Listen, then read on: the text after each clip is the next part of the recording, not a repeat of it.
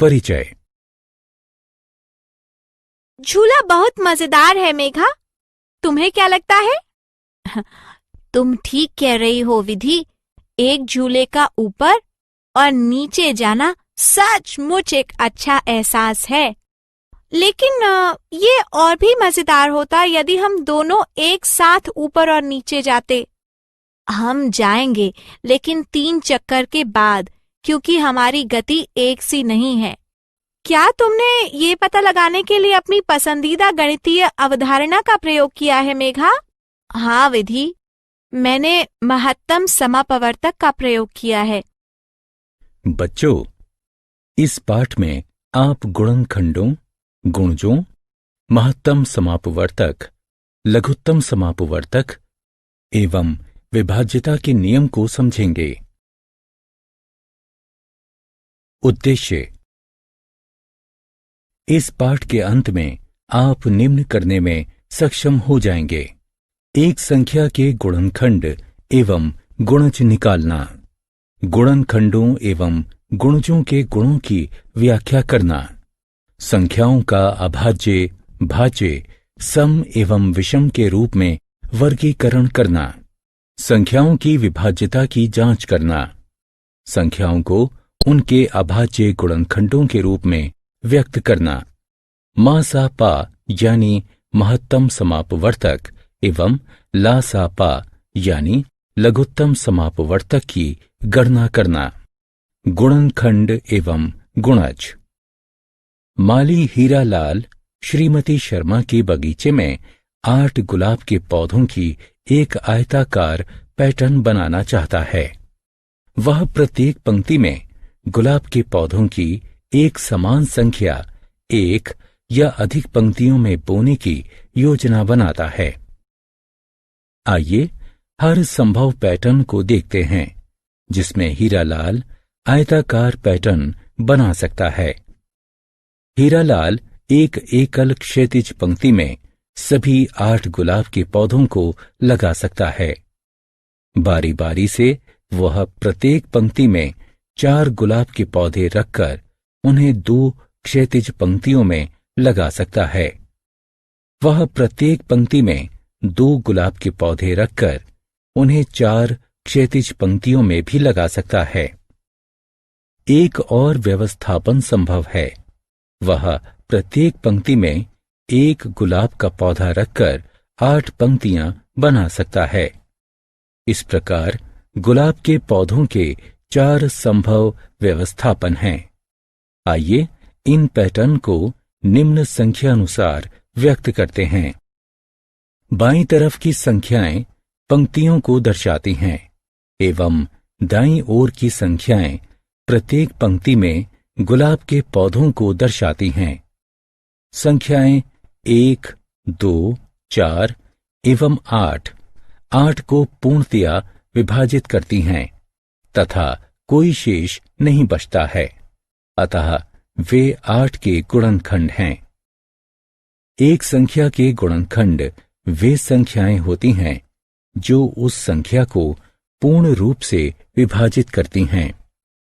आइए अब 8 और 12 के गुणनखंडों की सूची बनाते हैं। 1, 2, 4 और 8 के गुणनखंड हैं।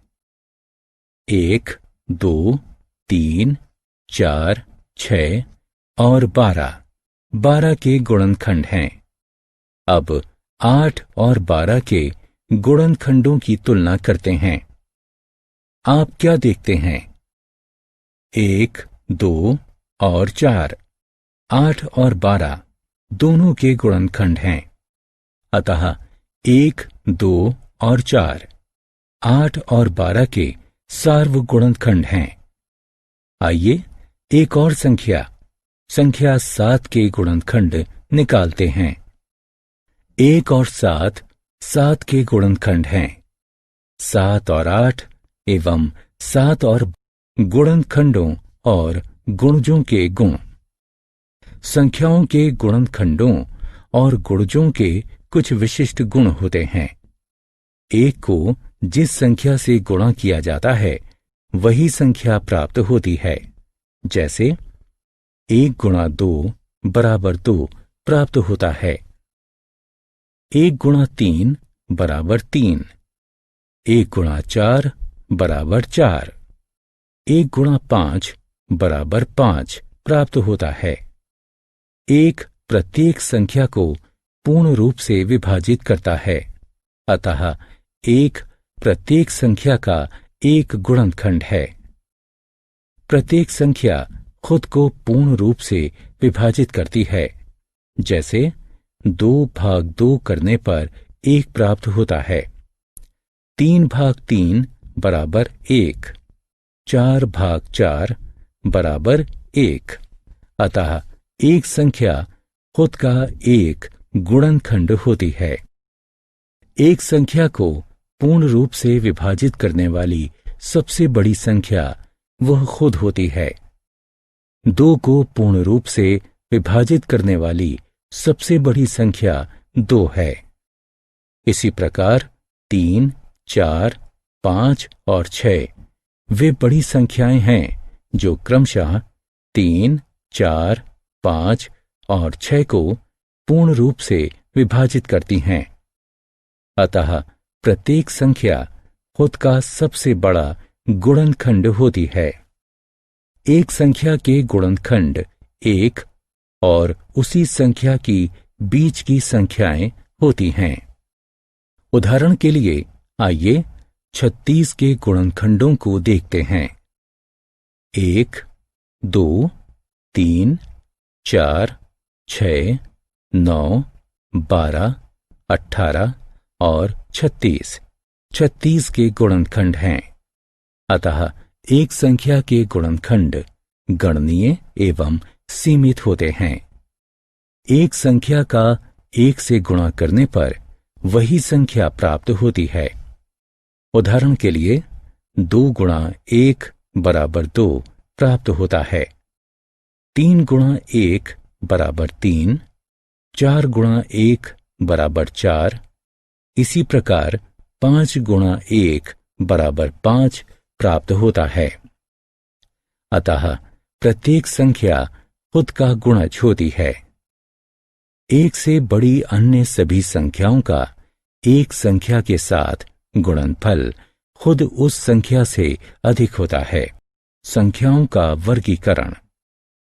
संख्याओं को निम्न प्रकार से वर्गीकृत किया जा सकता है: अभाज्य, भाज्य, सम और विषम। आइए उन्हें एक एक करके देखते हैं। संख्या 7 पर विचार करते हैं। चलिए इसके गुणनखंडों की सूची बनाते हैं। आइए कुछ और संख्याओं एवं उनके गुणनखंडों को देखते हैं। इन संख्याओं के बीच क्या समानता है? इन सभी संख्याओं के केवल 2 गुणनखंड हैं, एक और वो संख्या खुद। वह संख्याएं जिनके केवल 2 गुणनखंड होते हैं, यानी एक और वो संख्या खुद, अभाज्य संख्याएं कहलाती हैं। एक अद्वितीय संख्या है जिसका केवल एक ही गुणनखंड होता है, एक या वो संख्या खुद। इरातोस्थीन्स नामक एक यूनानी गणितज्ञ ने 1 से 100 के बीच की अभाज्य संख्याओं का पता लगाने के लिए एक सरल विधि तैयार की थी। चलिए इस विधि को देखते हैं। हम 10 कॉलम की एक तालिका बनाते हैं। प्रथम कॉलम में हम 1 से लेकर 10 तक की संख्याओं की सूची रखते हैं। दूसरी तालिका में हम 11 से लेकर 20 तक की संख्याओं की सूची रखते हैं। आगे भी इसी प्रकार संख्याएं रखते हैं। इस प्रकार अंतिम कॉलम में हम 91 से लेकर 100 तक की संख्याओं को रखते हैं। हम उन संख्याओं को काट देते हैं जो अभाज्य नहीं हैं एवं उन संख्याओं पर घेरा बनाते हैं जो अभाज्य हैं। 1 अभाज्य नहीं है क्योंकि इसका केवल एक गुणनखंड है, हम इसे काट देते हैं। 2 एक अभाज्य संख्या है क्योंकि इसके ठीक 2 गुणनखंड हैं। हम इस पर एक घेरा बनाते हैं। हम 2 के सभी गुणजों को काट देते हैं। 3 अभाज्य है। हम इसके चारों तरफ एक घेरा बनाते हैं। हम 3 के सभी गुणजों को काट देते हैं। हम यह प्रक्रिया तब तक जारी रखते हैं जब तक कि 1 से लेकर 100 तक की सभी संख्याओं पर घेरा न लग जाए या फिर उन्हें काट ना दिया जाए। इस तालिका को इरतोस्थीन्स की छलनी कहा जाता है। आत्म मूल्यांकन। स्तंभ का में दिए गए विवरणों का स्तंभ बा में दी गई संख्याओं के साथ मिलान कीजिए।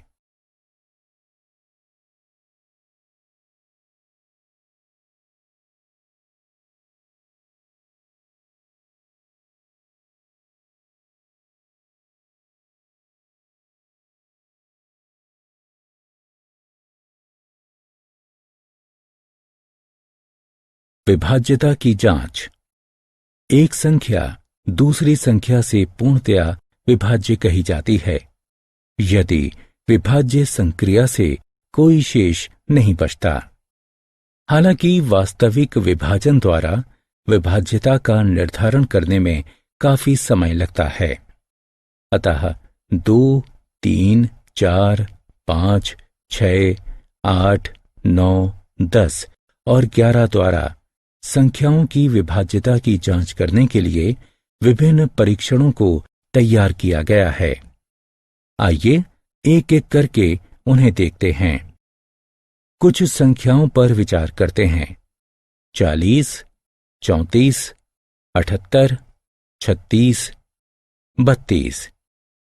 आइए इन्हें 2 से विभाजित करते हैं। 2 इन सभी संख्याओं को पूर्ण रूप से विभाजित करता है एवं कोई शेष नहीं बचता है। आइए कुछ और संख्याओं पर विचार करते हैं। 51, 45, 37, 79, 33। चलिए इन्हें भी 2 से विभाजित करते हैं। 2 इन सभी संख्याओं को पूर्ण रूप से विभाजित नहीं करता है तथा सभी स्थितियों में एक शेष बचता है। इससे यह स्पष्ट है कि सभी सम संख्याएं यानी वे संख्याएं जो 2, 4, 6, 8 या 0 पर समाप्त होती हैं वे 2 से विभाज्य होती हैं। चलिए कुछ और संख्याओं पर विचार करते हैं। 27, 36, 45, 54, 63। आइए इन्हें 3 और 9 से विभाजित करते हैं। 3 और 9 उन्हें पूर्ण रूप से विभाजित करते हैं और कोई शेष नहीं बचता है। अब चलिए प्रत्येक संख्या के सभी आगे वाले अंकों को जोड़ते हैं। आप क्या प्राप्त करते हैं? प्रत्येक योगफल 3 और 9 से विभाज्य है। चलिए कुछ और संख्याओं पर विचार करते हैं। 76, 23, 53, 79, 41। आइए इन्हें 3 और 9 से विभाजित करते हैं। 3 और 9 उन्हें पूर्ण रूप से विभाजित नहीं करते। प्रत्येक संख्या के पहले अंकों को जोड़िए। आप क्या प्राप्त करते हैं? योगफल 3 और 9 से विभाजित। चलिए कुछ और संख्याओं पर विचार करते हैं। 20, 35, 45, 50, 60। आइए इन्हें 5 से विभाजित करते हैं। 5 इन सभी को पूर्ण रूप से विभाजित करता है। अब संख्याओं के अंतिम अंकों को देखिए। वे या तो 5 हैं या 0 हैं। इन संख्याओं पर विचार करते हैं। 90, 50, 60, 70, 40। आइए इन्हें 10 से विभाजित करते हैं। 10 इन्हें पूर्ण रूप से विभाजित करता है।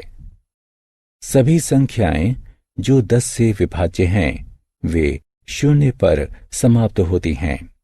कुछ और संख्याओं पर विचार करते हैं। 46, 73, 89, 72, 51।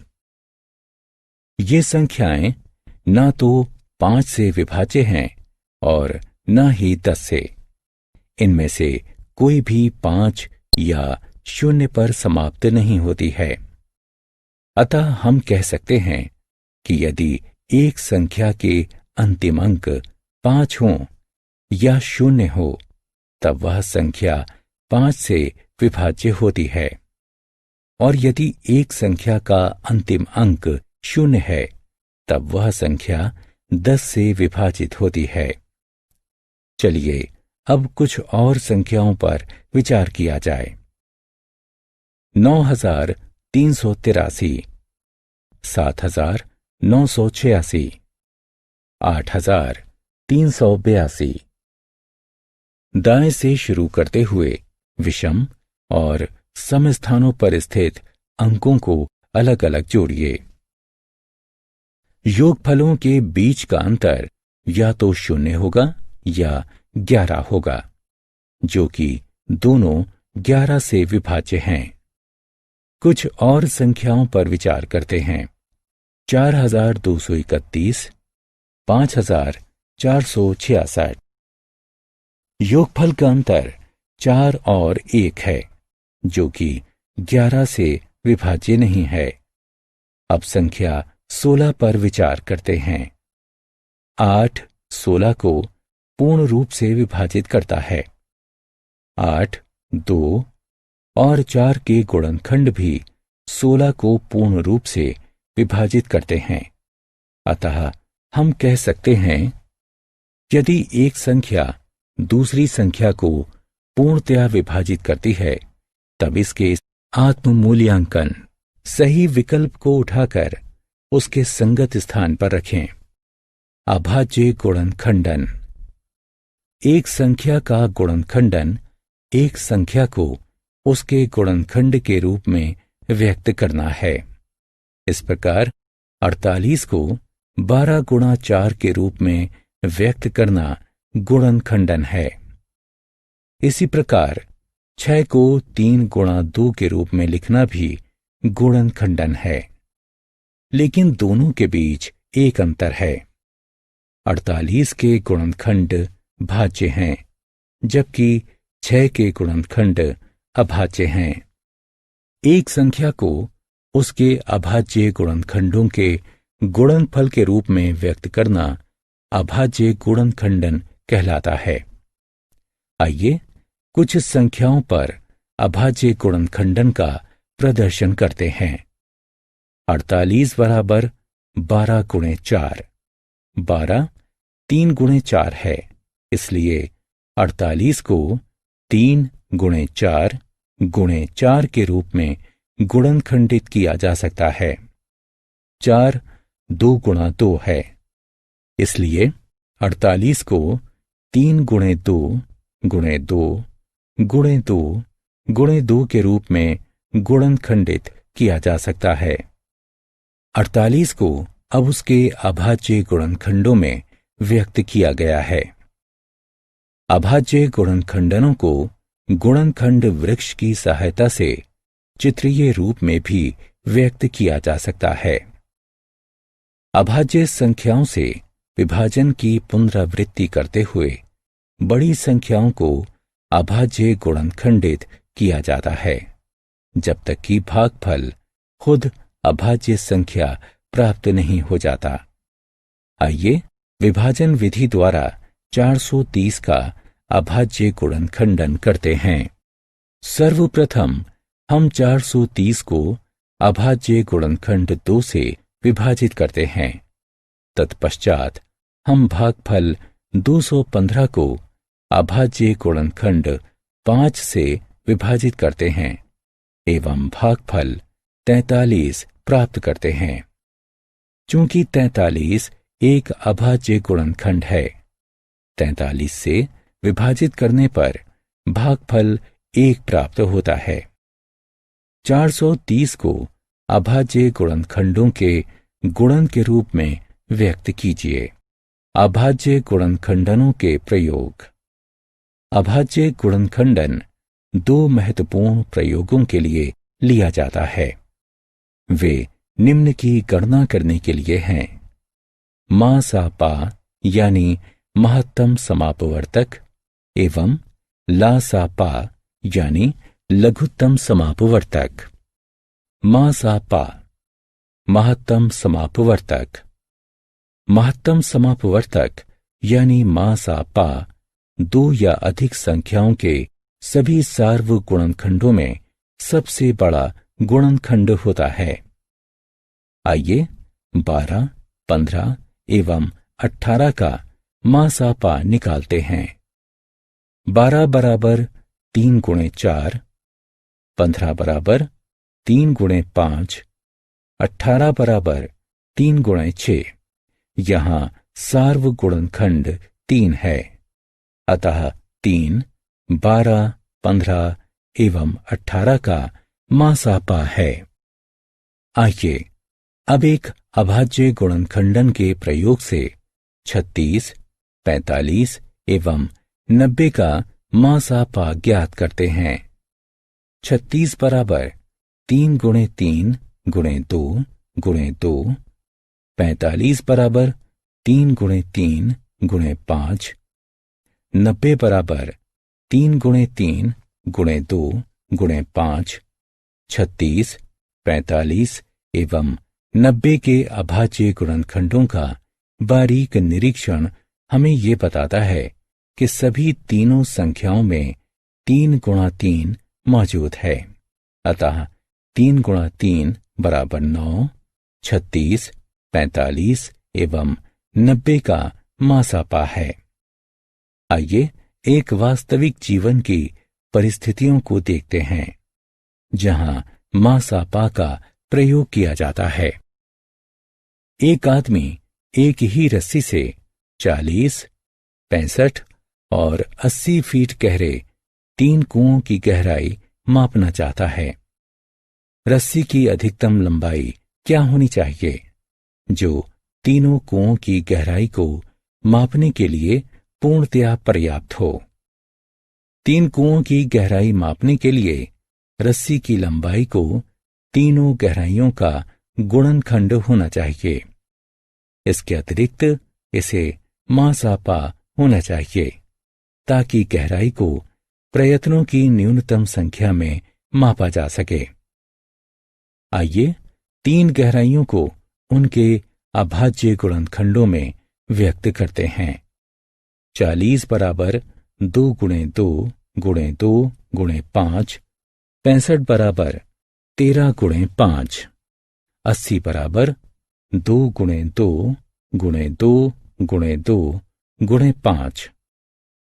मा सा पा बराबर 5 है, अतः रस्सी की लंबाई ला सा पा लघुत्तम समापवर्तक।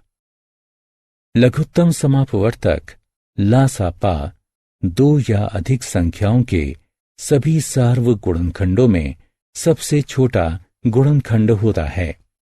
आइए 10, 12 और 25 का ला सा पा निकालते हैं। 10 के गुणज हैं 10, 20, 30, 40, 50, 60, 70, 80, 90, 100 इत्यादि।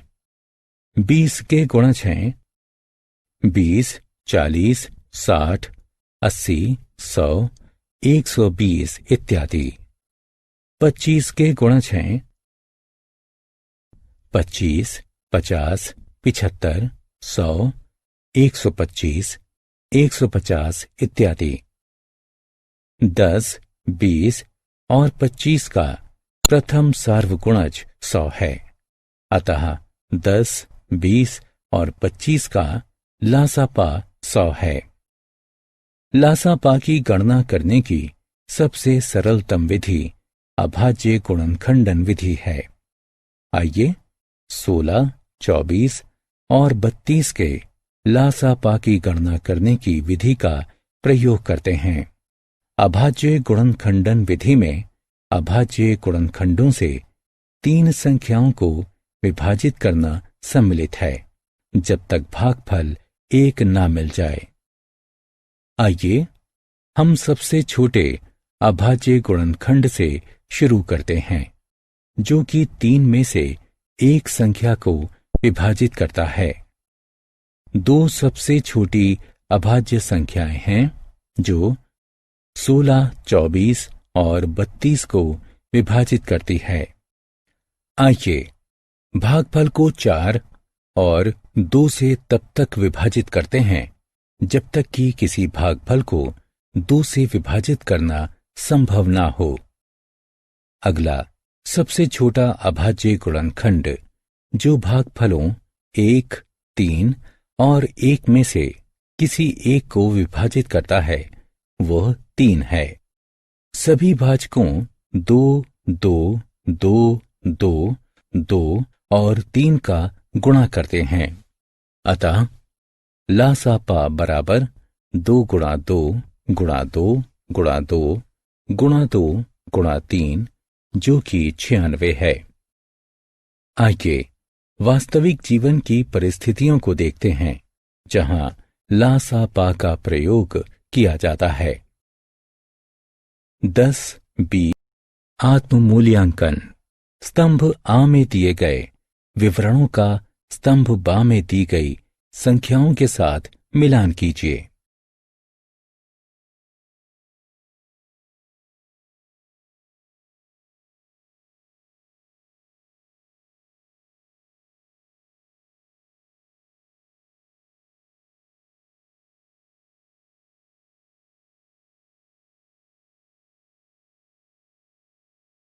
सारांश। आइए हमने जो कुछ सीखा है उसे संक्षेप में दोहराएं। एक संख्या का गुणनखंड उस संख्या को पूर्ण रूप से विभाजित करता है। सह अभाज्य गुणनखंडों का सार्वगुणनखंड 1 होता है। एक संख्या के गुणनखंड सीमित होते हैं। एक संख्या के गुणज एक संख्या के दूसरी संख्या के साथ गुणनफल होते हैं। एक संख्या के गुणज असीमित होते हैं। अभाज्य संख्याओं के केवल 2 गुणनखंड होते हैं। भाज्य संख्याओं के 2 से अधिक गुणनखंड होते हैं। एक ना तो भाज्य संख्या है और ना ही अभाज्य संख्या है। एक संख्या को उसके अभाज्य गुणनखंडों में व्यक्त करना उस संख्या का अभाज्य गुणनखंडन कहलाता है। महत्तम समापवर्तक मासापा 2 या 2 से अधिक संख्याओं के सभी सार्वगुणनखंडों में सबसे बड़ा होता है। लघुत्तम समापवर्तक लासापा 2 या 2 से अधिक संख्याओं के सभी सार्वगुणनखंडों में सबसे छोटा होता है।